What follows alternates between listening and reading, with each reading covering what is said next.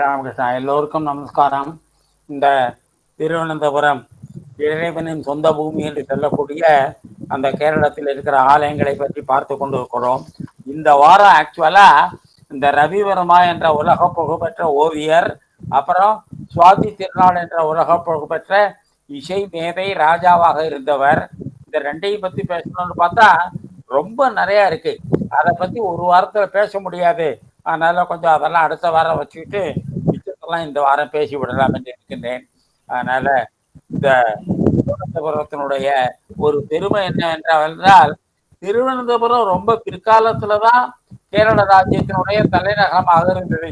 அதற்கு பக்கத்துல அந்த கொல்லம், அதுக்கப்புறம் இங்க திருவட்டாறு, இந்த இரணியல், பத்மநாபபுரம், இப்படி இந்த திருவனந்தபுரத்திலிருந்து 40-50 கிலோமீட்டருக்குள்ள இருக்கிற பல நகரங்கள் திருவனந்தபுரத்தினுடைய அந்த திருவிதாங்கூருடைய தலைநகரமாக இருந்தன.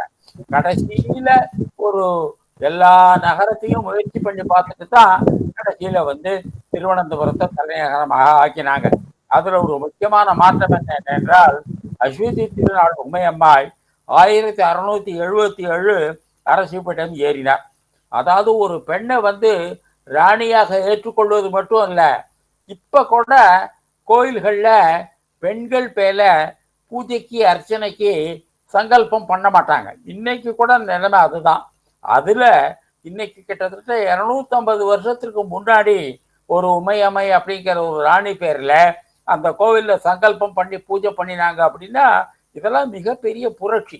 அதனாலதான் எப்பவுமே நமக்கு கேரளாவில் இருந்து இருக்கிற சிஸ்டர்ஸ் எல்லாம் சொல்லுவாங்க, கேரளா பெண்கள் மற்ற பெண்களை விட அறிவிலும் திறமையிலையும் ரொம்ப புகழ் பெற்றவங்க. என்ன, நம்ம கேந்திரத்தினுடைய முன்னாள் தலைவி டாக்டர் லட்சுமி குமாரி கேரளாவை சேர்ந்தவங்க, திருச்சூர்ல சேர்ந்தவங்க. அவங்க சொல்லுவாங்க, பெண்கள் சாதாரணமா குடும்பத்திலேயே பெண்களுடைய டாமினேஷன், பெண்கள் அவங்க தான் குடும்பத்தை நடத்துவாங்க, குடும்ப தலைவி அவங்க தான் என்று சொல்லுவார்கள். அதனால அந்த பெண்களுடைய முன்னேற்றத்திற்கு கேரளா மிகப்பெரிய ஒரு தொண்டாற்றி இருக்கு. அதுல ரொம்ப முக்கியமான விஷயம் என்னன்னாக்க, இப்ப பஞ்சாப்ல உலகத்திலேயே அதிகமா கோதுமை உற்பத்தி செய்யக்கூடிய ஒரு மாநிலம் பஞ்சாப். அங்க பெண்கள் நல்லா படிக்கல, அதனால அங்க குழந்தைகளுடைய இறப்பு விகிதம் ரொம்ப ஜாஸ்தி. கேரளாவில் அந்த அளவுக்கு உணவு உற்பத்தி எல்லாம் கிடையாது, ஆனா பெண்கள் ரொம்ப படிச்சவங்க. அதனால இந்தியாவிலேயே இந்த குழந்தைகள் 1 வயதுக்குள்ள இறப்பது ரொம்ப குறைவு எதுல அப்படின்னாக்கா திருவனந்தபுரத்தில். அப்ப கல்வி எப்படி ஒருவனுடைய மருத்துவம், ஒருவனுடைய திறமை, ஒருவனுடைய ஆயுட்காலம் இதையெல்லாம் பாதித்து வளர்க்கிறது என்பதற்கு இந்த கேரளாவை தான் ரொம்ப பெரிய உதாரணமா காட்டுவாங்க. அந்த மாதிரி இலங்கையும் பெண்கள் படிப்பு ரொம்ப நல்லா இருக்கு அப்படின்னு சொல்லுவாங்க. அதனுடைய விளைவு இந்த உமையம்மை என்ற ராணி அந்த அரசிப்பிடம் ஏறியது. அடுத்து வந்த கேரள வர்மா மலையாளத்தில் ராமாயணத்தை பத்மநாபசாமியின் போது காரடியில் நின்றபடியே ராமாயணத்தை மொழிபெயர்த்தார். அதாவது இந்த பொதுவா பாரத மொழிகள்ல மொழிபெயர்க்கப்பட்ட ராமாயணத்துல கம்பன் மட்டும்தான் வால்மீகியை பின்பற்றினாரு. மற்றபடி தியாகராஜ சுவாமிகள், கேரளா, இவங்க எல்லாருமே அத்தியாத்ம ராமாயணம் என்று ஒரு ராமாயணம் சம்ஸ்கிருதத்துல உண்டு. அந்த மடத்துல ஆங்கிலத்திலையும் தமிழ்லையும் வெளியிட்டு இருக்காங்க. அந்த ராமாயணத்தை தான் ஜாஸ்தி மொழிபெயர்த்திருக்கிறாங்க. அதனால இந்தியா முழுக்க பொதுவாக பின்பற்றப்படும் ராமாயணம் சம்ஸ்கிருதத்துல மட்டும்தான் வால்மீகி ராமாயணம். பிராந்திய மொழிகள்னு பார்த்தா எழுத்தச்சினுடைய ராமாயணத்துக்கு அத்தியாத்ம ராமாயணம்னு தான் பேரு. அந்த ராமாயணத்துக்கும் இந்த ராமாயணத்துக்கும் ரொம்ப வித்தியாசம் நிறைய உண்டு. அதனால அந்த அத்தியாத்ம ராமாயணம் அதுல பக்திக்கு ரொம்ப பெரிய முக்கியத்துவம் கொடுப்பாங்க. இந்த வால்மீகியோட ராமாயணத்தை ராமரை ஒரு அவதார புருஷராக சொல்லுவதும், ராம வழிபட்டாக்க நமக்கு முக்தி கிடைக்கும் என்பது ரொம்ப குறைச்சலா தான் சொல்லியிருக்கு. ஆனா இந்த அத்தியாத்ம ராமாயணம் வரதுக்குள்ள ராமரை முழுமுதற் கடவுளாகவும் மோட்சத்தை கொடுப்பவராகவும் உலகம் ஏற்றுக்கொண்டது. அதனால காலத்தால் பின்பற்றப்பட்டதாக இருந்தாலும் கூட இந்த ராமாயணத்துக்கு இந்தியா முழுக்க நிறைய தொடர்பு உண்டு. இந்தியாவினுடைய பல மொழிகளில அத்தியாத்ம ராமாயணம் தான் மொழிபெயர்க்கப்பட்டிருக்கிறது. 1686 ஒரு பெரிய தீ விபத்து கோயிலில் நடந்த பேரழிவு ஏற்பட்டது. பொதுவா கோயில்ல தீ விபத்து அப்படின்னாக்கா அதை ஒரு கெட்ட சுகனமா எடுத்துப்பாங்க. அந்த பூஜை முறைகள் நிறைய சரியா நடக்கல, அப்படி நடந்ததுனாக்கா கோயில்ல தீ விபத்து நடக்கும் என்று ஒரு மக்களுக்கு ஒரு நம்பிக்கை. அதனால தீ விபத்து நடந்தா அது கோயில் நிர்வாகத்தை ஒரு தோஷம் அப்படின்னு சொல்லுவாங்க, அந்த பிரச்சனம் போடுவது அப்படின்னு சொல்லுவாங்க. அந்த ஆராய்ச்சியெல்லாம் பண்ணி பிறகு கோயிலுக்கு கிட்டத்தட்ட கும்பாபிஷேகம் மாதிரியே பண்ணுவாங்க. பாத்திரங்களும் விளக்குகளும் உருகி போயின, கருங்கல் மண்டபமும் சிதறியது. மன்னர் தகன பிராயசித்தம் என்ற சடங்கை செய்தார்.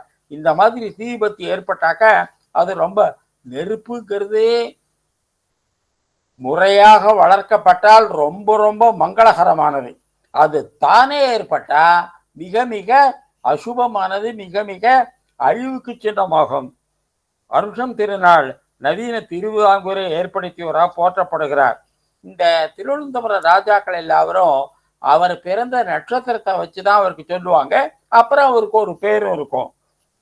அனுஷம் திருநாள் 1729 முதல் 53 வரை ஆட்சி புரிந்தது.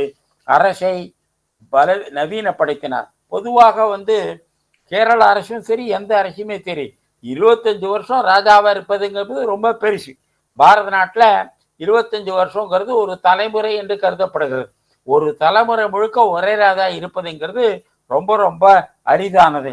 அவர் காலத்தில் பரவூர் முதல் கன்னியாகுமரி வரை, அப்புறம் கிழக்க களக்காடு, வள்ளியூர், திருநெல்வேலி உட்பட இம்மன்னரின் ஆட்சியின் கீழ் வந்தது. கிட்டத்தட்ட தமிழ்நாட்டுடைய மேற்கு பகுதி, கேரளத்தினுடைய தெற்கு பகுதி, இது முழுக்கவே ஒரு ஆட்சியில வந்திருப்பது என்பது மிக மிக ஆச்சரியமானது. இவர்தான் 8.5 பேர் பிள்ளைமார் ஆதிக்கத்தை அடையோடு குறைத்து மன்னரின் உத்தரவை தலையாக செய்தார். அதாவது இந்த ராஜா எவ்வளவு ஸ்ட்ராங்கா இருக்காரோ அந்த அளவுக்கு அவருடைய ஆட்சியும் ஸ்ட்ராங்கா இருக்கும்.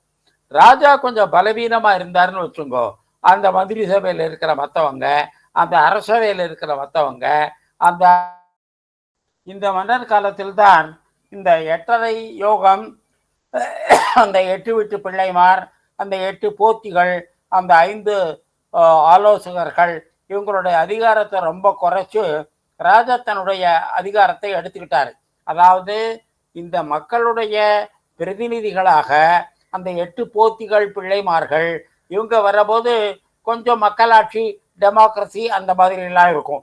அவங்கள மீறி இந்த ராஜாவோட ஆதிக்கம் வரும்போது கொஞ்சம் சர்வாதிகாரம் எதேச்சிகாரமாக ஆனும். ஆனாலும் கூட ராஜாவுக்கு மக்களோட நெருங்கிய தொடர்பு உண்டு. இத்தகைய மன்னர்களெல்லாம் இந்த வெல்ஃபேர் ஸ்டேட்னு சொல்லுவாங்களே, மக்களின் நன்மையை நாடுகின்ற அரசு, இப்படி மாற்றி மாற்றி அந்த அதிகார வெறி அதிகாரத்துல ஒரு பிடிப்பு வந்து கொண்டே இருக்கும். பிள்ளைமார்களுடைய ஆதிக்கத்தை அடியோடு குறைத்தார். மன்னரின் உத்தரவை தலையாக செய்தார். கோவிலை புதுப்பித்தார். 12,000 சால கிராமங்களை அமைத்து கடுசர்க்கர யோகம் அருகில் பத்மநாபசாமியின் உருவத்தை சீரமைத்தார். சேர மன்னர்களுக்கும் நேபாள மன்னர்களுக்கும் நெருங்கிய உறவு இருந்ததாக சேரர்கள் கூறிக்கொள்கிறார்கள். அதாவது இப்ப கூட இந்த குவாலியருடைய ராஜா இருக்கார, அந்த ராஜ வம்சத்துல தான் இந்த ஸ்ரீநகருடைய ராஜா கர்ணசிங் இருக்கார, அவங்க வீட்டில் அவங்க பெண் எடுத்திருக்காங்க. இந்த மாதிரி நேபாளத்துக்கும் குவாலியருக்குமே திருமணம் பண்ணு கொடுத்து பெண் வாங்குற சம்பந்தம் உண்டு. இந்த மாதிரி இந்தியா முழுக்க இருக்கிற ராஜாக்கள் ஒருத்தரோட ஒருத்தர் திருமண உறவு வைத்திருப்பது திருமணத்தோட மட்டும் இல்ல, இந்த இந்தியா ஒன்று என்ற உணர்வை உண்டாக்கிற்று.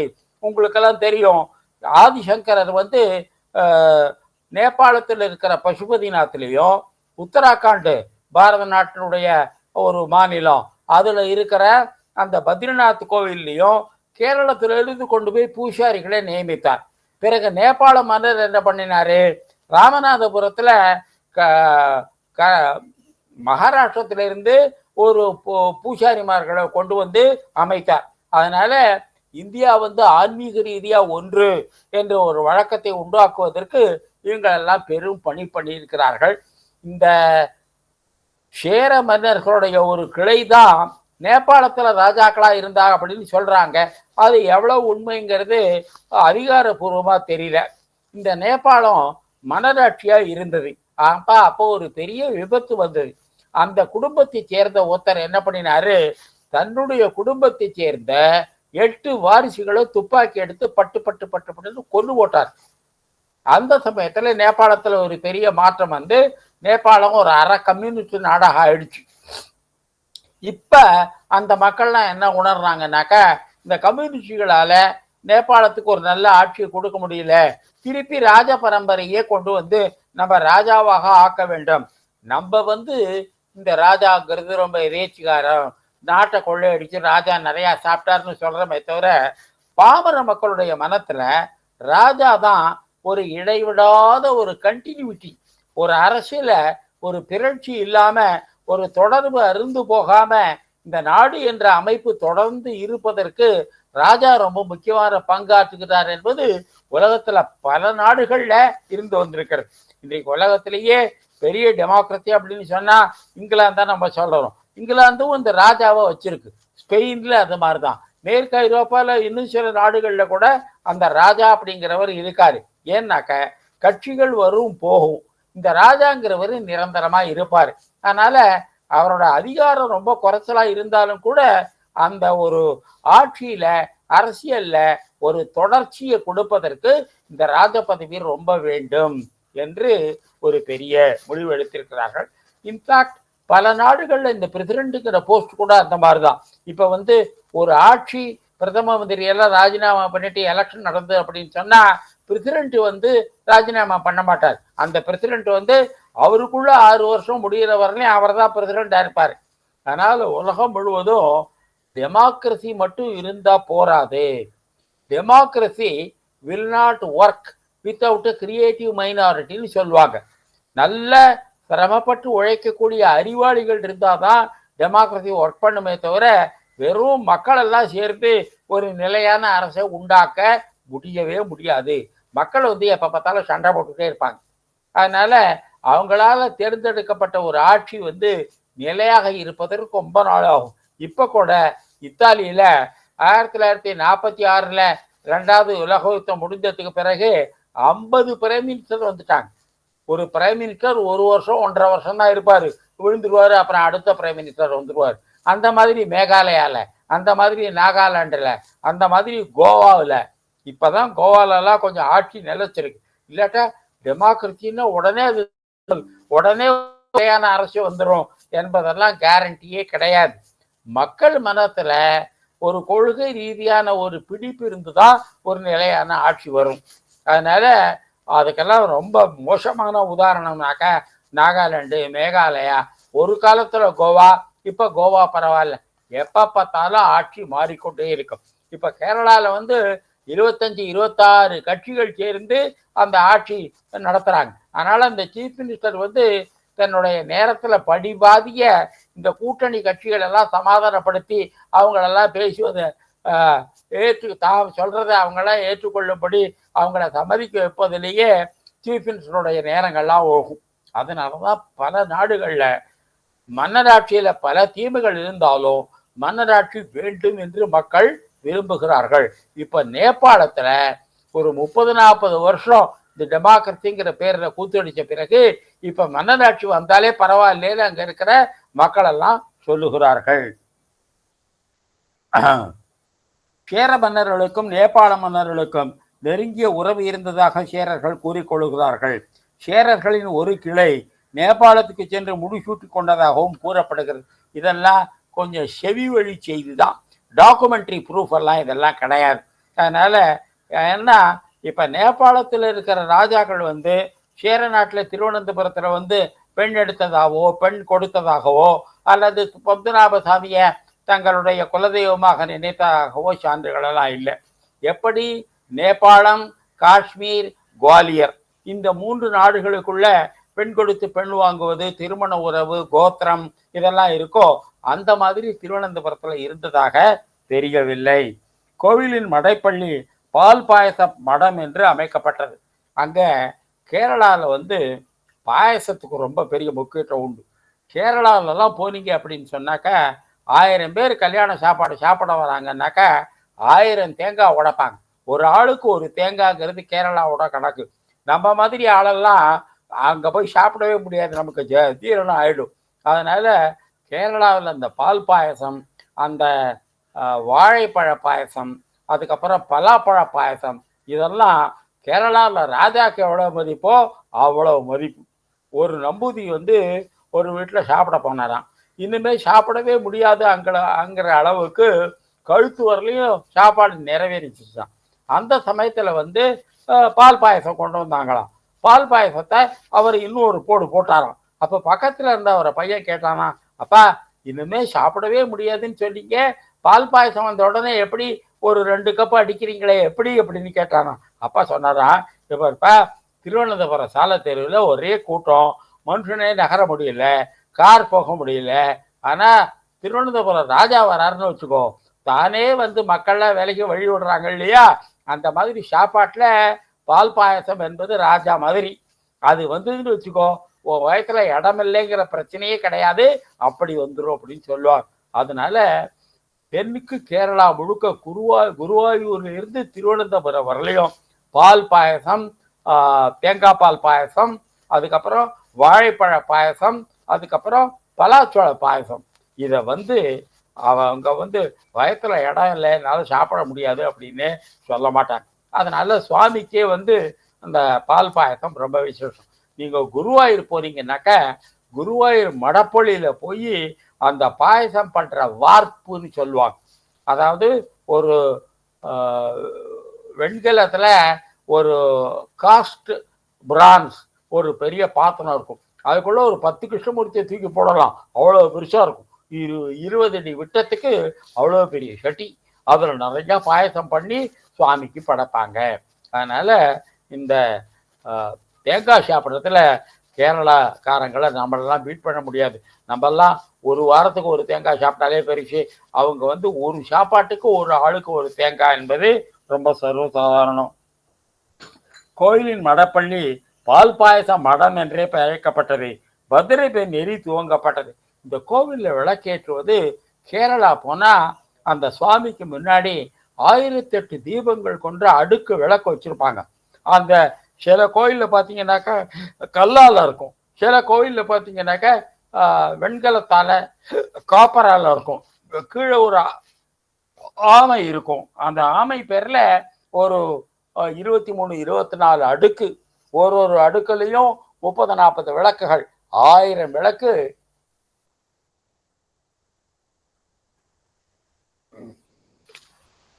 ஏற்றிருப்பாங்க. அதனால இந்த கோவில்ல பத்திர தீபம் என்பது கேரளாவில் ரொம்ப ஒரு சிறப்பான ஒரு கொண்டாட்டம். இதை வந்து சிருங்கேரி சங்கராச்சாரியார் வந்து இதெல்லாம் ரொம்ப பாராட்டி அதை திருநெல்வேலியிலையும் கோவிலில் வந்து நெல்லையப்பர் கோவிலில் வந்து பத்திரை தீபம்னு ஒரு விழா எடுக்கிறாங்க. அதனால இந்த கோவிலில் பெரிய அளவில் விளக்கேற்றுவது. அப்புறம் இப்போ திண்டுக்கல்லையும் ஆரம்பிச்சிருக்கிறாங்க. இப்போ திருவனந்தபுரம் அனந்தபுராம சாமி கோவில்லையும் லட்ச தீபம்னு ஒரு ஃபெஸ்டிவல் இருக்கும். திருவட்டாறு ஆதிகேச பெருமாள் கோவிலில் நம்ம கேந்திர அன்பர்கள் வந்து பல வருஷமாக நின்று போயிருந்த ஒரு வழக்கத்தை புதுப்பிச்சு லட்ச தீபம் இல்லாட்டாலும் ஒரு 30,000 40,000 விளக்காவது ஏற்றுவாங்க. அப்போ பார்த்தா ஜெகஜோதியா இருக்கும். இது ரொம்ப புகழ் பெற்றது அப்படின்னு சொன்னா திருவனந்தபுரம் 1, திருநெல்வேலி 2, திண்டுக்கல் 3, திருவட்டாறு 4, இந்த ஊரில் தான். இன்னும் மற்ற ஊர்கள்லையும் இருக்கக்கூடும், அதை பற்றி எனக்கு ஜாஸ்தி தகவல் தெரியாது.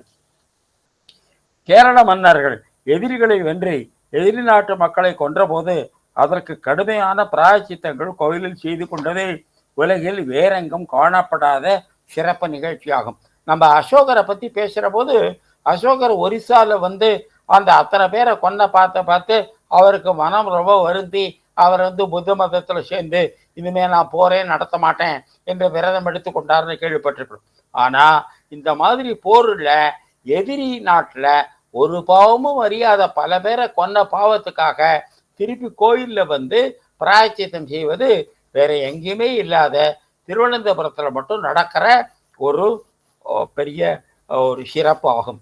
ஆனால் ஒரு போர் என்று சொன்னால் எத்தனை பேர் சாகிறாங்க அப்படிங்கிறத பார்த்தா ஏன் மனுஷன் போரிடலாம் அப்படின்னு நமக்கு பெரிய வியப்பாக இருக்கும்.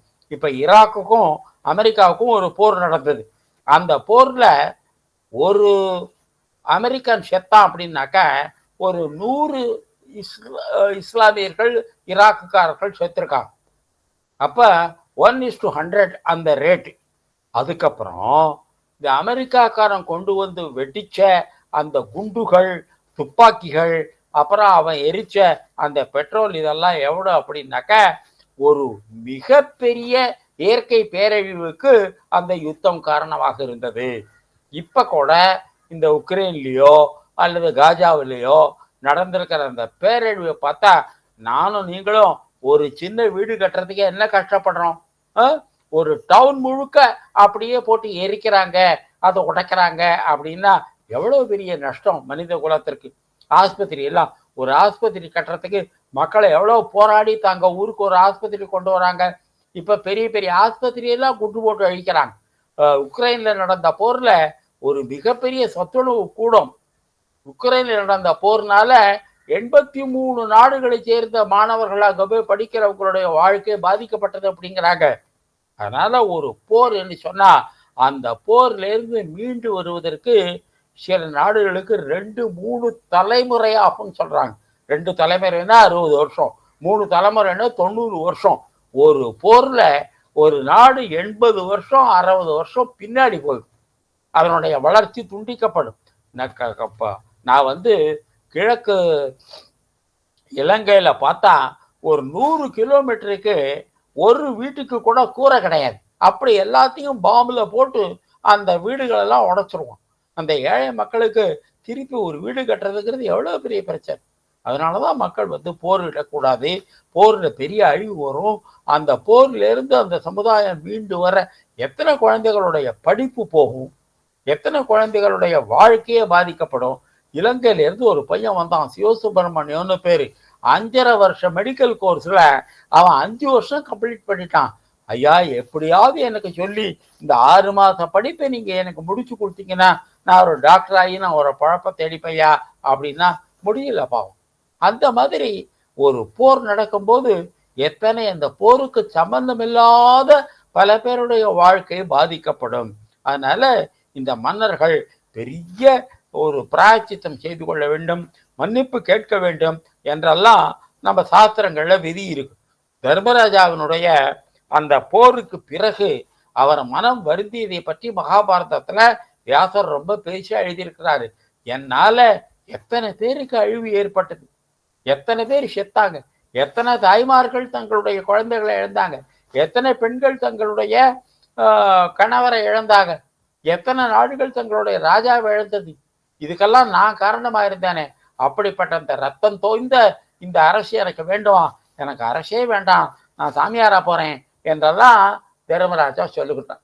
அந்த மாதிரி அந்த போர்ல நடந்த அழிவை பற்றி பேசுவது ஒரு பக்கம், அந்த பிரத்யட்சமா அந்த அழிவை பார்க்கும்போது அதுல இருந்து அந்த நாடு மீண்டு வர எத்தனை வருஷம் ஆகுது அப்படி. அது மாதிரி 2ஆம் உலக போருக்கு பிறகு அந்த மன்னிப்பு கேட்பதாக என்ன செய்வார்கள் என்றாக்க, அந்த ராஜா திருப்பதி தானம் ஒரு தானம் பண்ணுவான். அதாவது சுவாமியினுடைய காலில் தன்னுடைய கிரீடத்தை வச்சு, நான் உங்க பேரால செய்யற ஆட்சியில இத்தனை மக்களுக்கு தீமை வந்தது, அதனால என்னை நீங்கள் மன்னிக்க வேண்டும் என்று அந்த திருப்பதி தானம் என்பது மிக ஒரு மனப்பூர்வமான பிராயச்சித்தம். அதனால ஆட்சியாளர்களுக்கு இந்த மாதிரி ஒரு மனப்பாங்கு இருப்பது ரொம்ப ரொம்ப அவசியம். இல்லாட்டி பல நாடுகள்ல என்ன பண்றாங்கன்னாக்க, யாரோ மக்கள் தானே சாகுறாங்க அப்படின்னு இந்த ராஜாக்கள் தான் ரொம்ப பாதுகாப்பான இடத்துல உட்கார்ந்து கொண்டு ஒன்றுமே எரியாத பாமர மக்களை ஏழும், அதுக்கப்புறம் அந்த போர் வீரர்களையும் கொண்டு போடுறாங்க. எந்த போர்ல ஒரு ஜெனரலோ ஒரு லெப்டினன்ட் ஜெனரலோ ஒரு மேஜர் ஜெனரலோ போய் சாகுறாங்க. இந்த போர்ல செப்பதெல்லாம் இந்த சாதாரண இந்த செகண்ட் லெப்டினன்ட்டு, இந்த போர் வீரன், அவன் தானே சாகுறாங்க. அதனால விவேகானந்தர் இதை பத்தி குறிப்பிட்டு சொல்றாரு. அதனால அந்த காலத்துல போர் நடந்ததுன்னா எப்படி நடந்ததுனாக்க, வயசானவங்க, பிராமணர்கள், பசுமாடுகள், பெண்கள், குழந்தை இல்லாதவங்க, இவங்கெல்லாம் போர்க்களத்துக்கு வராதிங்க, நீங்கள்லாம் பாதுகாப்பான இடத்துல போய் மறைஞ்சுக்குங்க, நாங்க போர்ல ஆயுதங்களை செலுத்துற போது இவங்களெல்லாம் கொல்ல மாட்டோம் அப்படின்னு இதை பத்தி சொல்றாங்க. ஆதித்த கரிகாலன்னு ஒரு ராஜா இருந்தான், காஞ்சிபுரத்துல அவன் வந்து ஒரு யானைப்படையை நடத்துவதெல்லாம் ரொம்ப ரொம்ப புகழ் பெற்றவன். ஒரு அந்த வடநாட்டுக்காரர்களுக்கும் அந்த காஞ்சிபுரத்துக்கும் போர் வந்தபோது அந்த போர்ல யானைப்படையை நடத்துகின்ற இந்த திறமை வந்து இந்த ஆதித்தன் ஒத்தனுக்கு தான் இருந்தது. ஆனா அந்த ஆதித்தனுக்கு குழந்தை இல்லை. அதனால குழந்தை இல்லாதவன் போருக்கு போகக்கூடாதுன்னு சாஸ்திரம். அந்த ராஜா என்ன பண்ணினாரு, தெரியாவன நீ இந்த ஐயோ நான் இல்லாட்டா அந்த யானைப்படையே நடக்காதே அப்படிங்கணும். அதெல்லாம் பத்தி பரவாயில்ல, நம்ம கட்சி தோத்தாலும் பரவாயில்ல, குழந்தை இல்லாத ஒத்த ஒரு போருக்கு போகக்கூடாது அப்படின்னு. அப்புறம் பாதி போர் நடக்கிற போது அந்த ஆதித்தனுடைய மனைவிக்கு வந்து ஒரு ஆண் குழந்தை பிறந்தது. அதற்கு பிறகுதான் அவன் அந்த யானைப்படையை நடத்துவதற்கு உரிமை பெற்று அந்த போரிலே அவன் வென்றான் என்று பல்லவர்களுடைய சரித்திரம் சொல்லுகிறது. எதற்காக இதை சொல்லுகிறேன், ஒரு போர் என்று சொன்னா அதற்கு அவ்வளவு நீதி நெறி நியாயம் எல்லாம் இருந்தது. அதனால நம்ம புறநாட்டு பாட்டிலேயே வருது, இந்த போர் துவங்குவதற்கு முன்னாடி பெண்கள், முதியவர்கள், குழந்தை இல்லாதவர்கள், அப்புறம் வைத்தியர்கள் இவங்களெல்லாம் கொல்லக்கூடாது.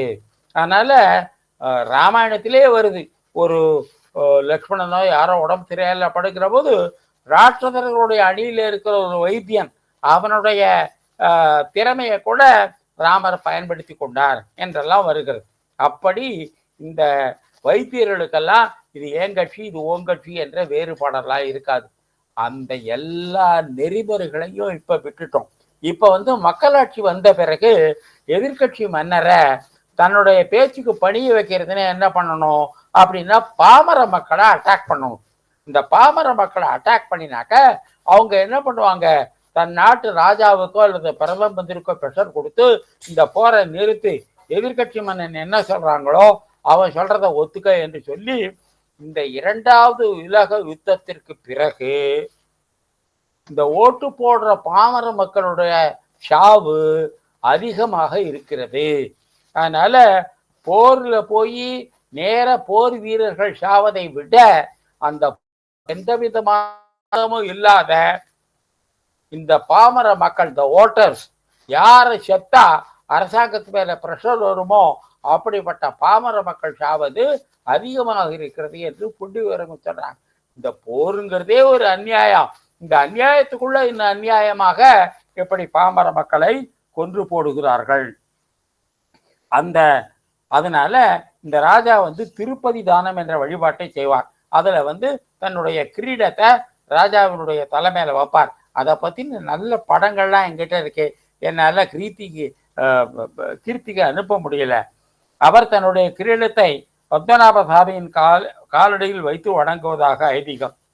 அதனால இந்தியா முழுக்க என்ன பண்ணுவாங்கனாக்கா, ஏதாவது சிறப்பான வேண்டுதலை செய்தாக்க மொட்டை போடுற வழக்கம் இருக்கு.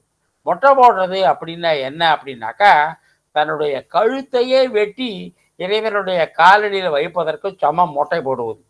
அதனால பல நாடுகளில் என்ன பண்ணுவாங்க, ஒரு ராஜா தோத்து போயிட்டான்னாக்கா தன்னுடைய கிரீடம், தன்னுடைய தலப்பாக, தன்னுடைய தொப்பி இதை கட்டி எதிரி ராஜாவோட காலில் வச்சிருவான்.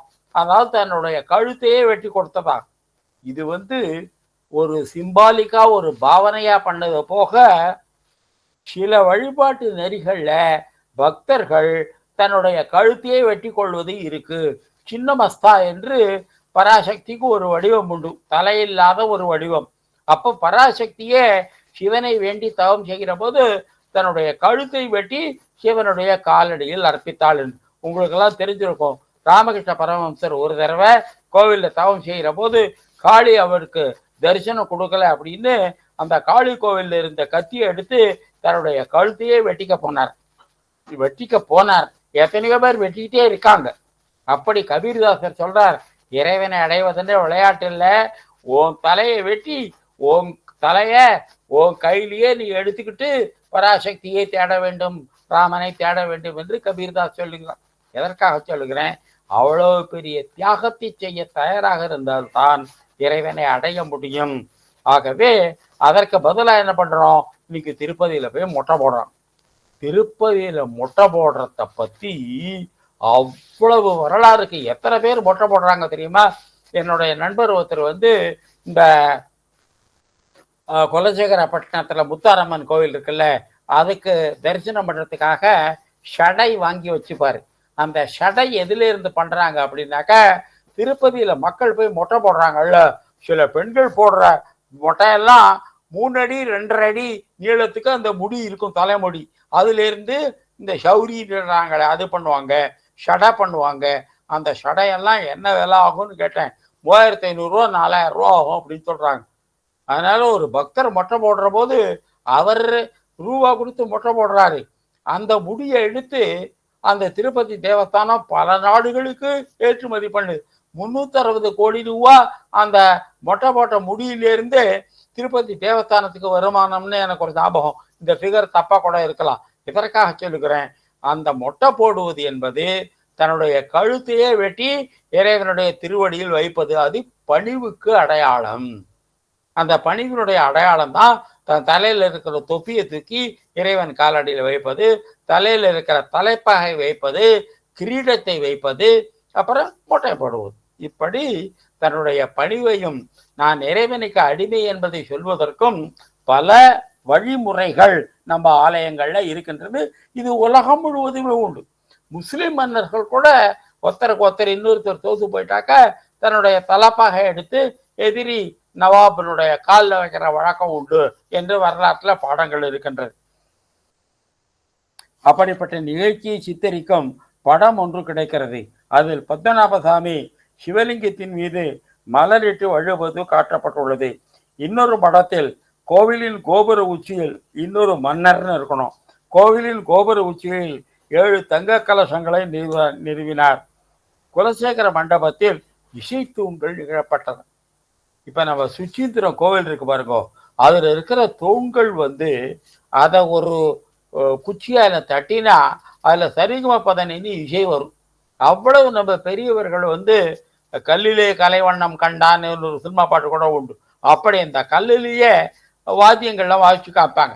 நீங்க சுச்சீந்திரம் கோவிலுக்கு போனீங்கன்னாக்கா அங்க இருக்கிற அந்த கோவிலை சுற்றிக்கா இருக்கிற கைடுக்கு ஒரு 10 ரூபா கொடுத்தீங்கன்னு வச்சுங்க, அந்த கோவில்லையே அந்த தூண்கள்லயே அவர் வாத்தியங்கள்லாம் வாசிச்சு காமிப்பார். மிருதங்க மாதிரி, நாதஸ்வரம் மாதிரி, சரிகம பதனி மாதிரி அதெல்லாம் வாசிச்சு காமிப்பார். அப்படி நம்ம தமிழ்நாட்டில் கல்லுக்கு கூட இசை பாடுகின்ற ஒரு திறமை உண்டு. அப்படிப்பட்ட கலைஞர்கள் நம் நாட்டில் இருந்தாங்க. அப்புறம் கோவிலின் கோபுர உச்சியில் 7 தங்க கலசங்கள் நிறுவப்பட்டன. இப்பெல்லாம் ஜாஸ்தி காப்பர் என்ற செப்பு கலசங்கள் தான் நடக்கிறாங்க. ஒரு காலத்துல தங்க கலசங்களே நிறுவப்பட்டன. குலசேகர மண்டபத்தில் இசை தூண்கள் நிறுவப்பட்டன.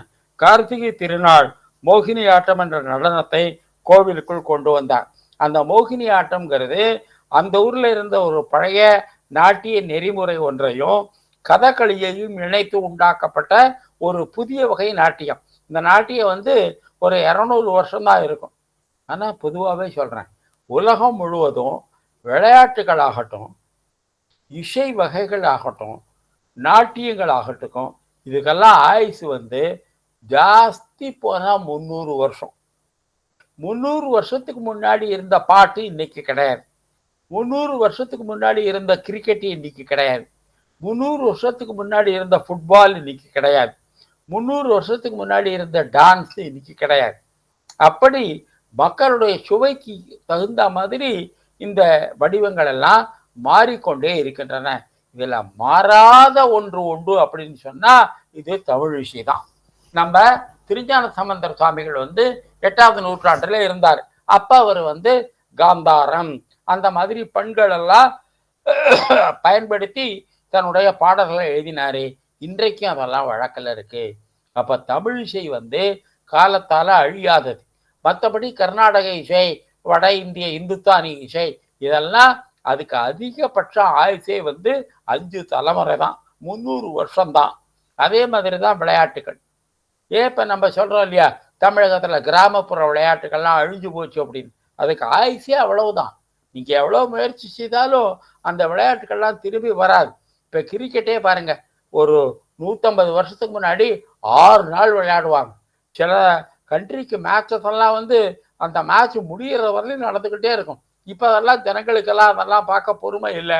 1 டே கிரிக்கெட்னு கொண்டு வந்தாங்க. இப்போ ஒரு நாள் முழுக்க காத்திருப்பதற்கும் பொறுமை இல்லை. இப்போ T20 20 ஓவர் வந்திருக்கு. இதுக்கே டெண்டுல்கர் சொல்றாரு, 20 ஓவர் வரலையும் பார்த்துக்கிட்டு இருக்கிறது மக்களுக்கு பொறுமையா இல்லை, இதனால 10 இன்னிங் 10 ஓவரா 2 இன்னிங்ஸ் கொண்டு வாங்க அப்படிங்கிறாங்க. அப்ப அந்த பவுலர்லாம் என்ன பண்றது, தலையில துணியை போட்டுட்டு வீட்டுக்கு போக வேண்டியதுதான். அப்படி மக்களுக்கு பொறுமை குறைய குறைய குறைய விளையாட்டுகளுடைய நீளமும் குறைகிறது. அந்த மாதிரி ஃபுட்பால்ல பல மாற்றங்களை கொண்டு வந்து ரொம்ப வேகமா வேடிக்கை பார்க்குறவங்களுக்கு இவங்க சந்தோஷமா இருக்கிறதுக்காக வேற யாரோ ஓடிக்கிட்டே இருக்கணும். இவன் சந்தோஷமா இருக்கணும்னா இவன் ஓடணும், இல்லை வேற எவனோ ஓடணும், காசை கொடுத்து அவன் ஓடுறத பார்ப்பான்.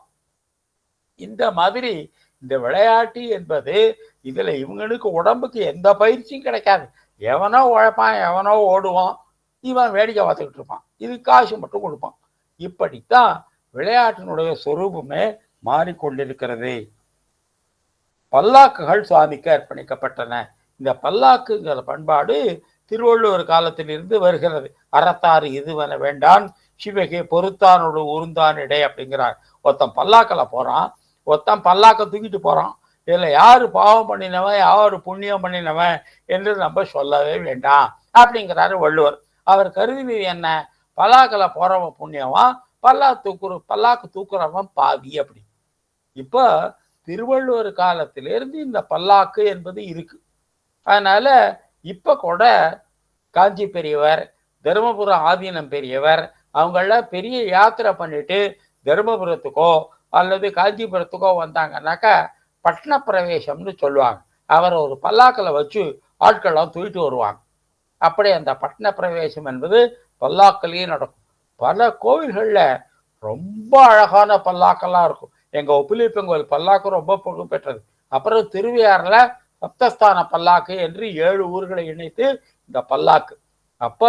இப்போ பாரதியாருடைய பிறந்த நாள் மறைவு நாளுக்கு திருவல்லிக்கேணி ஏரியாவிலையும் எட்டயபுரத்துலையும் ஜதி பல்லாக்கு அப்படின்னு ஒரு சின்ன பல்லாக்கில் பாரதியாருடைய உருவப்படத்தை வச்சு 10 பேர் தூக்கிட்டு போறான்.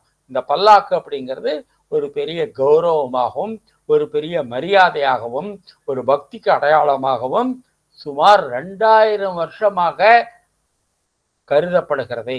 மாறிக்கொண்டே வரும் உலகத்துல இப்படி ஏதாவது நிலைச்சு இருக்குன்னா பெரிய ஆச்சரியம்தான். திருமாலுக்கு தங்கத்தால் அங்கி செய்யப்பட்டது. இந்த கவச்சம்னு சொல்றமே, இப்ப எல்லாரும் லட்சக்கணக்கான மக்கள் இந்த கவச்சம் படிப்பாங்க. இந்த கவச்சம்ங்கிறது உண்மையான கவச்சம் என்ன? முருகனுடைய அருள் நம்ம உள்ளங்காலில் இருந்து உச்சந்தலை வரலையும் ஒவ்வொரு பகுதியையும் முருகனுடைய வேல் நம்மை காப்பாற்றும். அந்த மாதிரி தமிழ்ல தேவராய முனிவர் அப்படின்னு ஒருத்தர், அவர் இந்த கந்த சஷ்டி கவசம் அப்படிங்கிறத உண்டாக்கினார். அதுக்கப்புறம் மேற்கு இந்தியாவில் புதகௌஷ முனியர்னு ஒருத்தர், அவர் எழுதின ராமரக்ஷா ஸ்தோத்திரம் என்று நம்ம கந்த சஷ்டி கவசம் மாதிரியே இருக்கும். உச்சந்தலையிலிருந்து உள்ளங்கால் வரலையும் ஒவ்வொரு பகுதியையும் ராமருடைய இந்த அம்சம் காப்பாற்றும், ராமருடைய வில் காப்பாற்றும், ராமருடைய வாழ் காப்பாற்றும், ராமருடைய கதாயுதம் காப்பாற்றும், ராமருடைய கத்தி காப்பாற்றும், ராமருடைய தடி காப்பாற்றும் என்று சக்கரம் காப்பாற்றும் என்று இந்த ராமரக்ஷா ஸ்தோத்திரம் ரொம்ப புகழ்பெற்றது. திப்பு சுல்தானும் அவருடைய தந்தை ஹைதர் அலியும் திருவிதாங்கூரை கைப்பற்றி நினைத்து தோற்று போயினர். ஒரு கோவில்ல நிறைய செல்வம் சேர்ந்துன்னு வச்சுங்கோ, எதிரியையும் கொள்ளக்காரனையும் திருடனையும் வெத்தலபாக்க வச்சு அழைச்ச மாதிரி. இந்தியாவில் பல கோயில்கள்ல வெளிநாட்டு மன்னர்கள் படையெடுத்து அந்த கோயிலெல்லாம் கொள்ளையடிச்சிட்டு போனதுக்கு காரணமே கோவில்ல எவ்வளவு நியாயமா தங்கம் வெள்ளி சொத்து இருக்கலாமோ அதை விட சொத்து சேர்ந்தது தான். அதனால நம்ம அந்த சோமநாதபுரம் கோவில் மேல 27 தடவை படையெடுத்தான். அப்துல் கலாம் சொல்றாரு, உலக நாடுகள்லயே 69 தடவை இந்தியா அந்நியர்கள் படையெடுத்திருக்காங்க. இப்படி 69 தடவை 68 தடவை படையெடுத்த பிறகும் கூட 69வது தடவை இந்த நாட்டில் கொள்ளையடிக்கிற சொத்து இருந்தது அப்படின்னா முதல் தடவை வந்த போது எவ்வளவு சொத்து இருக்கும்? ராபர்ட் கிளைவ்னு ஒருத்தன் தான், அவன் இங்கிலாந்தினுடைய பிரதிநிதியாக இந்தியாவில் இருந்தான். அவன் இங்கேருந்து திரும்பி போன உடனே இந்தியாவில் நிறைய லஞ்சம் வாங்கினான்னு அவன் பேர்ல கேஸ் போட்டாங்க. அப்ப ராபர்ட் கிளைவ் எழுதினா, இந்தியாவில் சில சமஸ்தானங்கள்ல, சில குட்டி குட்டி ராஜ்யங்கள்ல 100 அடி நீளம், 20 அடி அகலம், 10 அடி உயரம் உள்ள 2 மண்டபங்கள் இருக்கும். அந்த மண்டபம் முழுக்க தங்கத்தாலையும் ரத்தன கற்களாலையும் நிறைந்து இருக்கும். அந்த குட்டி ராஜா என்ன பண்ணுவான், என்னை கூப்பிட்டு, ராபர்ட் கிளைவ், இதுல உங்களுக்கு எவ்வளவு தங்கம் வெள்ளி வேணுமோ எடுத்துங்கோ, என்ன இந்த நாட்டை தொடர்ந்து ஆள விடுங்கோ அப்படின்னு சொல்லுவான். இவ்வளவு எனக்கு மன்னர்கள் ஆசை காட்டின போது நான் இவ்வளவு கொஞ்சமா கொள்ளையடிச்சேன் இல்லையா, அதுக்கு நீங்க என்ன பாராட்டாம என் பேர்ல இப்படி குற்றஞ்சாட்டி என்ன ஜெயில தள்ளுறீங்களே அப்படின்னு ராபர்ட் கிளைவ் சொன்னான். அப்ப அந்த ராபர்ட் கிளைவ் இந்தியாவுடைய அந்த குட்டி ராஜ்யங்கள்ல எவ்வளவு தங்கம் சேர்ந்தது என்பதை பற்றி எழுதிய குறிப்பு இந்த கேந்திரத்துல India mother of us all அப்படின்னு ஏக்நாத்தினுடைய சிநேகிதர் ஒருத்தர் அவர் ஒரு புத்தகம் எழுதியிருக்காரு. அந்த புத்தகம் கிட்ட இருக்கு. பார்த்தா அந்த மாதிரி நம்ம ராஜ்யங்கள்லாம் இப்ப கூட உலகத்திலேயே அதிகமாக தங்கம் இருக்கிற நாடு பாரத நாடு தான் அப்படின்னு சொல்றாங்க. அந்த அளவுக்கு நம்ம கோயில்கள்ல, நம்ம வீடுகள்ல இன்னைக்கும் தங்கம் இருக்கின்றது. திருவிதாங்கூர் மன்னர் கர்நாடக நவாபுடன் ஒத்துமை செய்து கொண்டு நவாபு மன்னருக்கு மன்னே சுல்தான் என்ற பட்டத்தை கொண்டார். ஒரு ஹிந்து ராஜாவுக்கு ஒரு சுல்தான் என்ற பட்டம் கொடுப்பது ரொம்ப அபூர்வம், அப்படிலாம் கொடுக்க மாட்டாங்க. திருவாங்கூர், திருவல்லா, ஹரிப்பாடு, சங்கனாச்சேரி, கிளிமானூர் முதலிய பல ராஜவம்சங்கள் திருவிதாங்கூர் அரசையோடு சேர்ந்ததாகவும் விரித்ததாகவும் சுவடுகள் கூறுகின்றன. இவங்கள்ட்ட பெண் கொடுத்து பெண் வாங்குவது, தத்து எடுத்துக்கொள்வது, இப்படியெல்லாம் இந்த திருவாங்கூர் 1, திருவல்லா 2, ஹரிப்பாடு 3, சங்கனாச்சேரி 4, கிளிமானூர் 5, இதோட அழகிய மண்டபம் 1, இரணியல் 2, தக்கலம் 3, திருவட்டாறு 4, இதையும் சேர்த்துங்கோ. இவ்வளவு நகரங்கள் தலைநகரமாக கூடிய அளவுக்கு பெரிசாகவும் செல்வாக்கு நிறைந்தும் இருந்தன. அப்புறம் ரோடு வசதியும் இருந்தது. அப்புறம் அதுல இருந்து ராஜா தத்து எடுத்துப்பாங்க அல்லது பெண் கொடுத்து பெண் வாங்குவாங்க. கார்த்திகை திருநாள் ஆட்சி காலத்தில் கொச்சின், கோழிக்கோடு பகுதிகளிலும் பத்மநாபசாமியுடன் தொடர்புடைய வேத சடங்குகள் நடக்கப்பட்டன. அப்ப இந்த திருவனந்தபுரத்துக்கு வடக்க இருக்கிற பல ராஜ்யங்கள்ல இந்த திருவனந்தபுரத்துல மட்டும் இவ்வளவு அரசியல் நிரந்தர தன்மை இருக்கு, அங்க இந்த பத்மநாபசாமி இருப்பதுதான் அதுக்கெல்லாம் காரணம் அப்படின்னு சொல்லி அவங்களும் பத்மநாபசாமியை கொண்டாடணும், பத்மநாபசாமியினுடைய சில யாகங்கள் நம்முடைய பகுதியிலும் நடத்தப்படணும் என்று ஆசைப்பட்டார்கள். அதனால அங்கேயும் செல்வாக்கு இருந்தது. அதாவது இந்த கொல்லத்துக்கு தெற்க இருக்கிற பகுதிகளில் பத்மநாபசாமியை ராஜாவாகவும் நினைத்தாக, தெய்வமாகவும் நினைத்தார்கள். அந்த ராஜாவினுடைய இஷ்ட தெய்வமாகவும் நினைத்தார். அதற்கு வடக்கு உள்ள பகுதியில் தெய்வமாக மட்டும் நினைச்சாங்க, ராஜாவாகவோ இஷ்ட தெய்வமாகவோ நினைக்கவில்லை. அதற்கு ஒரு அடையாளமாக அங்க நிறைய யாகங்கள் செய்யப்பட்டன. பத்மநாபசாமியின் பெருமை அங்கும் மன்னர்களால் ஏற்கப்பட்டது. மன்னர் நம்பூதிரிகளுக்கு பெரியார் நதிக்கு வடக்கே உள்ள சில கிராமங்களை தானம் செய்தார். இந்த பிராமணர்களுக்கு கிராமங்களை தியாகம் செய்கின்ற வழக்கம் இந்தியா முழுக்க உண்டு. அப்படிப்பட்ட நம்ம பன்னீர்செல்வத்துக்கு சொந்தமான ஊர் பக்கத்துல பிரம்மதேயம் அப்படின்னு ஒரு ஊர், அது ஏதோ ஒரு டிவி சீரியல்ல கூட அதெல்லாம் காமிச்சாங்க சார் அப்படின்னு சொன்னாங்க. அந்த மாதிரி சத்துர்வேதி மங்கலம்னு சொல்லுவாங்க, மகாதானபுரம் அப்படின்னு சொல்லுவாங்க, அதுக்கப்புறம் இனாம்னு சொல்லுவாங்க. இந்த இனாம் அப்படின்னு சொன்னா வரி கிடையாது. அந்த மாதிரி திருவொற்றியூருக்கு தானமாக கொடுக்கப்பட்ட ஒரு சில கிராமங்களுக்கு ராஜா வரி போட்டானா. அப்ப ராவோ சிவபெருமானே வந்து அந்த பத்திரத்துல இது இறைவனுக்கு கொடுக்கப்பட்ட பூமி, இதுக்கு வரி போடக்கூடாதுன்னு எழுதினாங்க.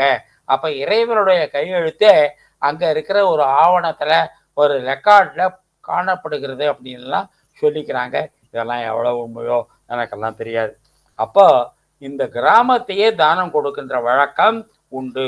அதனால மகாதானபுரம், பிரம்மதேயம், சத்துர்வேதி மங்கலம், இனாம், கோயில்பட்டி பக்கத்துல கூட இனாம் மணியாச்சின்னு கேள்விப்பட்டிருப்பீங்க. இதெல்லாம் வந்து வரி இல்லாத கிராமங்கள், வரி விலக்கு உள்ள கிராமங்கள். அப்புறம் என்ன பண்ணேன்னா, இந்த மாதிரி நிறைய கிராமங்கள் வந்து வரி விலக்க போச்சு. வெள்ளைக்காரனுக்கு வரி கிடைக்கல. அப்ப என்ன பண்ணினான்னா வெள்ளைக்காரன் ஒரு சட்டம் கொண்டு வந்தான். என்ன சட்டம் அப்படின்னா, பல கோயில்களுக்கு சொந்தமான நிலத்தை வெள்ளைக்காரன் எடுத்துப்பான். அதுக்கு ஈடா எவ்வளவு தெரியுமா? 1 ஏக்கருக்கு 1 ரூபா அது கொடுப்பான். மோகினின்னு பேரு. அந்த மோகினி தொகையை ஒழுங்கா கொடுக்க மாட்டான். அந்த கோவிலுக்கு வெள்ளைக்காரனோட சண்டை போட்டு 1 ஏக்கருக்கு 1 ரூபா அந்த மோகினி காம்பன்சேஷனை வாங்கறதுக்குள்ள தாவு தீந்து போடும். அந்த மாதிரி வெள்ளைக்காரன் காலத்துல கோவில் நிலங்கள் பல அரசுக்கு சொந்தமாக்கப்பட்டன. அப்போ அந்த கோயிலுக்கெல்லாம் இருந்த நிலத்தெல்லாம் பார்த்தீங்கன்னாக்கா அதை எவ்வளவு வந்து வெள்ளைக்காரன் எடுத்துட்டான், அதுக்கு காம்பன்சேஷன் 1 ரூபா 1 ஏக்கருக்கு அதையும் வாங்கறதுக்குள்ள போரும் பொருள் பண்ணிடுவோம். இப்படி கோயிலுக்குள்ள அவனுக்கு என்ன சாமி பேர்ல மரியாதையா அன்பா, அவன் இந்த கோவில் ஒரு கல்லு தானேன்னு நினைக்கிறான். அப்படி அந்த கோவில் நிலத்தெல்லாம் கைப்பற்றினார்கள். அவைகளுக்கு நிலவரி கிடையாது. இந்த மன்னர் தபால்களை எடுத்து செல்லும் அஞ்சல் ஓட்டக்காரர்களை நியமித்து பத்மநாபசாமியின் தகவல்களை பெருக்கினார். அதனால இந்த மெயில் ரன்னர்ஸ்ன்னு சொல்லுவாங்க. அந்த மெயில் ரன்னர்ஸ் உலகம் முழுவதுமே இந்த அஞ்சல் போஸ்டல் சிஸ்டம் உருவானது ரொம்ப ஒரு வினோதமான, அதை பற்றி ஒரு வரலாறு எழுதினா ரொம்ப சுவாரஸ்யமாக இருக்கும். இப்போ இங்கிலாந்துலலாம் லண்டனில் புறப்பட்டு ஒரு கோச் வண்டி அது வந்து பல கிராமங்களை சுற்றி திருப்பி 6வது நாள் 7வது நாள் லண்டன் வந்து சேரும். அப்போ வழியில் இருக்கிற கிராமங்களுக்கெல்லாம் லண்டன்லேருந்து சாமான் வாங்கி கொண்டு போய் கொடுப்பது, போஸ்டல் சர்வீஸ் பண்ணுவது, இதெல்லாம் அந்த தபால் வண்டியிலேயே இந்த அரிசி உப்புகளையெல்லாம் கொண்டு போய் கிராமத்து ஜனங்களுக்கு கொடுப்பது. இப்போ அந்த முறையில் தான் வந்து இப்போ இந்தியாவிலையும் வந்து போஸ்ட் ஆஃபீஸ்லேயே வந்து கங்கை ஜலங்கள்லாம் விற்பனை செய்கிற ஒரு வழக்கம் உண்டா இருக்கு. நான் கூட நேற்று ஒரு லிட்டர் கங்கை ஜலம் கன்னியாகுமரி போஸ்ட் ஆஃபீஸ்லேருந்து வாங்கினேன். அப்போ இந்த டச்சுக்காரர்கள் அவங்க தான் இந்த தபால்ங்கிற வார்த்தையை பயன்படுத்துகிறோமே, இந்த டச்சுக்காரர்கள் தான் இலங்கையில் இந்த தபால் அப்படிங்கிற சிஸ்டத்தெல்லாம் உண்டாக்கினாங்க. அது வந்து இப்போ கூட ஆஸ்திரேலியாவில் அந்த பெரிய பெரிய நகரங்கள்ல இருந்து லட்சக்கணக்கான ஏக்கர் நிலத்துல விவசாயிகள் இருப்பாங்க. அவங்களுக்கெல்லாம் ரோடும் கிடையாது, போக்குவரத்து கிடையாது, பஸ்ஸு கிடையாது, ஏரோப்ளைன் தான் உண்டு. அதனால இந்த தபால் வண்டி என்ன பண்ணும், அவங்களுக்கெல்லாம் வாரத்துக்கு ஒரு தடவை தபால் கொடுத்துட்டு அவங்களுக்கு வேண்டிய மருந்து, அவங்களுக்கு வேண்டிய உப்பு புளி இதெல்லாம் கொண்டு போய் சப்ளை பண்ணும். அதனால இந்த போஸ்டல் அப்படிங்கிற டிபார்ட்மெண்ட் வந்து ஒரு கம்யூனிகேஷன் சிஸ்டம் மட்டும் இல்லை, அரிசி வியாபாரம், புளி வியாபாரம் இதெல்லாம் கூட இந்த தபால் மூலமாக நடக்கும். இந்திர வாகனம் பலாக்கட்டையால் செய்யப்பட்டு தங்கத்தகடு போர்த்தி சாமிக்கு ஏற்படைப்பட்டது. இப்போ தென் தமிழ்நாட்டிலலாம் அவ்வளோ இல்லை, வட இந்தியாலெல்லாம் சொல்லுவாங்க இந்த பலாக்கட்டைன்னா அவ்வளோ மதிப்பு. பலாக்கட்டையில் நல்ல இழைப்பு இருக்கும், எல்லா சாமி விக்கிரகமும் பண்ணுவாங்க. வடநாட்டிலெல்லாம் உங்கள் வீட்டு கொல்லையில் ஒரு பலாமரம் இருந்ததுன்னா உங்களை நம்பி பேங்க் எவ்வளோ பணம் கொடுக்கும் அப்படின்னு சொல்லுவாங்க. அந்த பலாமரத்துக்கு அவ்வளோ மதிப்பு.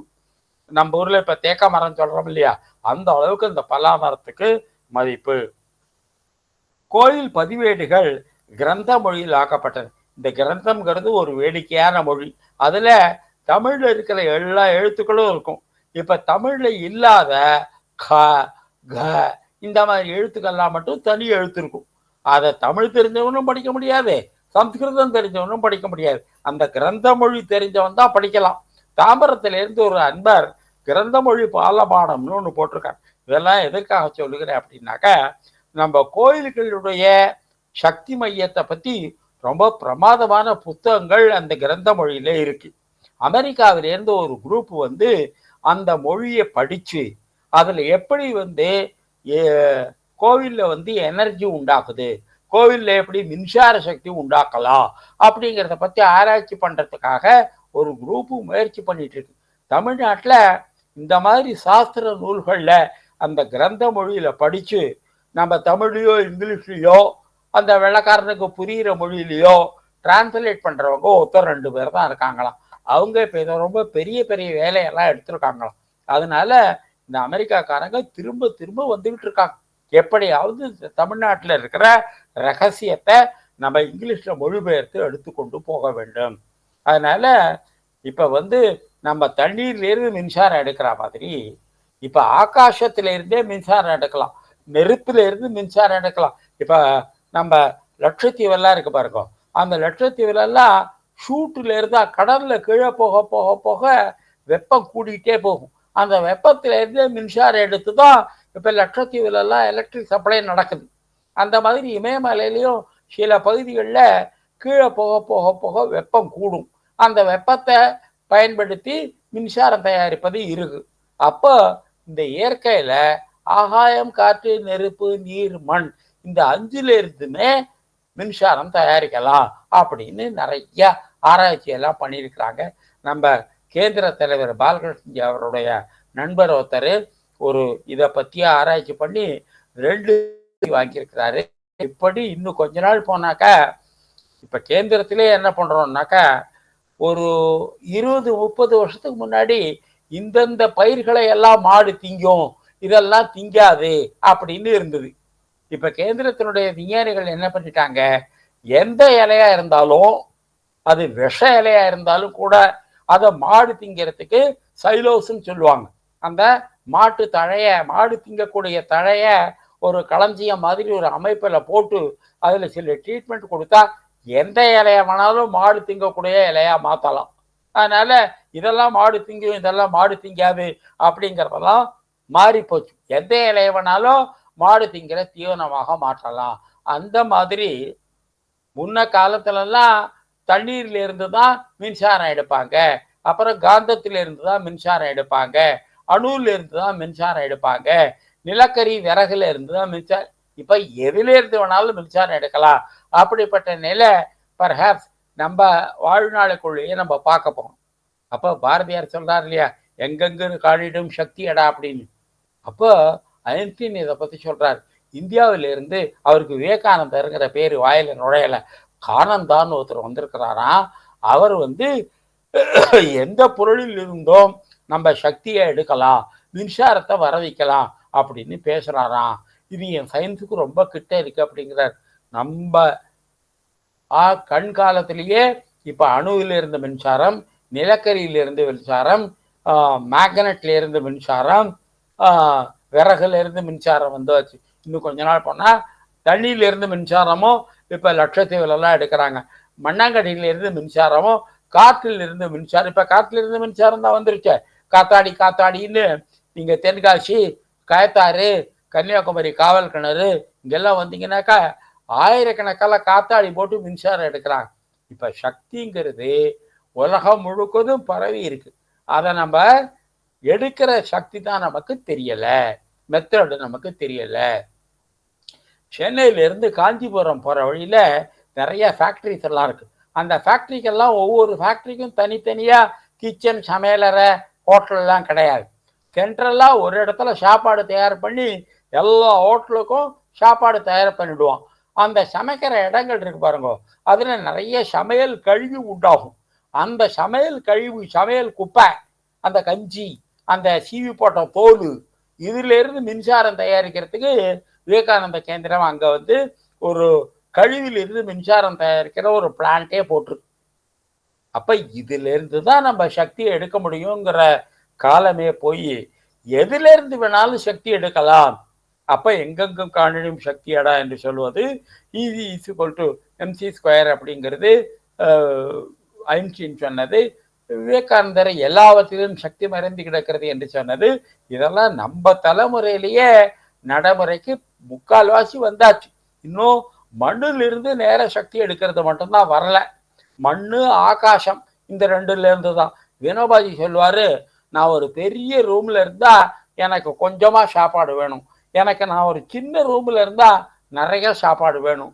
மனித உடல் ஸ்பேஸ் என்னும் இடம் இருக்கு இல்லையா, இந்த இடத்தில் இருந்தே சக்தியை உறிந்து கொள்ளும் சக்தி உடையது. அதனால என்னை பெரிய ரூம்ல தங்க வச்சிங்கன்னா என் உடம்ப நிர்வாகம் பண்ண எனக்கு சாப்பாடு கொஞ்சமா இருந்தா போதும். என்னை சின்ன ரூம்ல வச்சிங்கன்னா நிறைய சாப்பாடு வேணும். அப்ப மனித சரீரம் ஒரு ஸ்பேஸ் என்ற கூடிய இடம் அப்படின்னு சொல்றோம். அதை டெக்னிக்கல் பாஷையில ஆகாசம்னு சொல்லுவாங்க. இந்த ஆகாசத்திலிருந்து கூட சக்தியை உற்பத்தி பண்ணக்கூடிய நிலைமை வந்துருச்சு. அதனால இனிமே நிலக்கரியில இருந்துதான், அணுவில் இருந்துதான், விறகுல இருந்துதான், தண்ணியில இருந்துதான் மின்சாரம் எடுப்போம் அப்படிங்கிற காலங்கள்லாம் மாறி போச்சு. எதுல இருந்து வேணாலும் சக்தியை எடுக்கலாம். இந்த தழையத்தான் மாடு திங்கும், அந்த தழையத்தான் மாடு திங்கும் அப்படிங்கிறதெல்லாம் போய் எதுல இருந்து வேணாலும் நம்ம மாட்டு தீவனத்தை உண்டாக்கலாம்.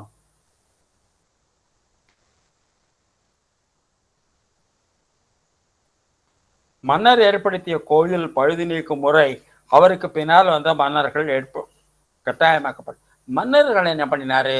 இப்ப இந்த 12 வருஷத்துக்கு ஒரு தடவை கும்பாபிஷேகம் பண்றோம், வருஷாபிஷேகம் பண்ணணும் அப்படின்லாம் சொல்றோம் இல்லையா? இதெல்லாம் கட்டாயமாக்கும்படியே அந்த கோவில் சுருளைகளை எழுதி வச்சாரு. இப்படி அந்த கோவில்ல உற்சவம், வருஷாபிஷேகம் என்ற விழா, 12 வருஷத்துக்கு ஒரு தடவை கோயிலை குறிப்பித்து கும்பாபிஷேகம், இப்படி இந்த கோயிலுடைய விழாக்களை கட்டாயமாக்குகின்ற ஒரு நெறிமுறையை உண்டாக்கினார். இன்றைக்கு மாறிக்கொண்டே இருக்கும் உலகத்துல எந்த ஒரு வழக்கத்தையும் தொடர்ந்து நம்ம பல ஆண்டுகள் கோயில நடக்கிறது என்பது ரொம்ப ரொம்ப கஷ்டம். அப்படிப்பட்ட நெறிமுறையை உண்டாக்கிய மன்னர்களை நாம் போற்ற வேண்டும். இந்த கோவிலில் இருக்கிற உற்சவங்களை எல்லாம் நம்ம பின்பற்ற வேண்டும். மக்களுக்கும் மன்னனுக்கும் மனிதனுக்கும் இறைவனுக்கும் உள்ள தொடரை வலுப்படுத்துகின்ற இந்த உற்சவங்களை எல்லாம் நாம் கொண்டாட வேண்டும். இந்த திருவனந்தபுரம் அந்த ஆவணங்கள், பதிவேடுகள் மிகச்சிறந்த பாடத்தை நமக்கு கற்பிக்கின்றன. அடுத்த வாரம் திருவனந்தபுரத்துல சுவாதி திருநாள் என்ற ஒரு பெரிய கலைஞர் மன்னர் 33 வருஷம் தான் வாழ்ந்தார். ரவிவர்மா என்று ஒரு பெரிய ஓவியர், உலக புகழ்பெற்ற ஓவியர். 3வது மாதவராவ் என்ற ஒரு திவான். அவர் தஞ்சாவூர்லேயே ராஜவம்சத்துல அங்கிருந்து திருவனந்தபுரத்துல பிரதம மந்திரியாக ஆனார். இந்த 3 பேரை பத்தி நான் சொல்லணும். இந்த மாதமே அதை பத்தி தகவல் பார்த்தேன். நிறைய தகவல் இருக்கு அவங்கள பத்தி. அதனால அடுத்த வாரத்துல நம்ம திருவனந்தபுரத்துக்கு புகழ் வாங்கி கொடுத்த 3 பெரியவர்களை பத்தி படிப்போம். அதுவரை எல்லோருக்கும் நமஸ்காரம். ஸ்ரீராமகிருஷ்ணன்.